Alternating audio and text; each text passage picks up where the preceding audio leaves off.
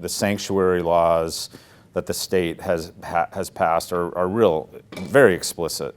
We as civilian law enforcement cannot use our staff and or our resources to assist in immigration enforcement.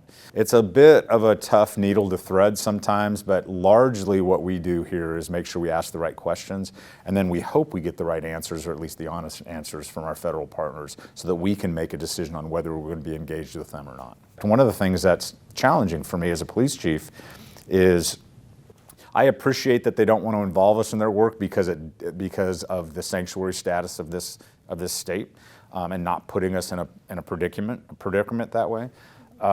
And yet I still am a little bit frustrated with the lack of communication, because the thing that I'm most worried about is I'm most worried about conflict between two law enforcement agencies that are both heavily trained and heavily armed in our community. That's not safe for the community, for the Eugene Police Department to be going into a situation feeling like we have potentially armed suspects that end up being federal agents, and how that conflict plays out. And so I would like to see more communication. We've got two completely different systems that are on this collision course, and there's no easy way to explain why they don't work well together, other than to say they have separate set of rules, separate set of laws actually, separate set of administrative rules, and a separate set of judicial paths, where we have a state path through our circuit court and they have a federal path through their federal courts. And so it just doesn't line up very neatly. The majority of the complaints that we're seeing is people believing that we're violating sanctuary status or sanctuary laws in this town.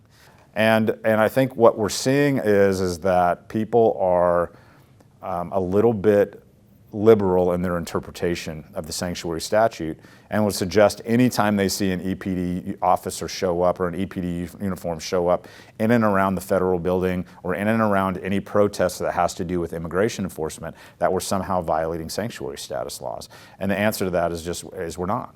We're not. What we're doing is we're protecting this community. What we're doing is trying to make sure that everybody that's within our jurisdiction has equal rights to protection from our police department. As we continue to, day in and day out, field teams that are asked to try and serve this community the very best they can, is that by virtue of wearing the uniform and being in law enforcement, we have a tendency to get lumped in with some of the sense of fear that people are having. And I wish I had a way to help people absolve themselves of that fear. It's frustrating that it's a separate agency that is at the the foundational level of that fear for people. But I think the piece that I would leave people with is that there is a lot of really good work that's happening by this police department every single day to keep this community safe. And we put out some publication not too long ago to help them identify, their local police department that is held accountable, that is built around a set of community norms that this community has articulated and demonstrated to us.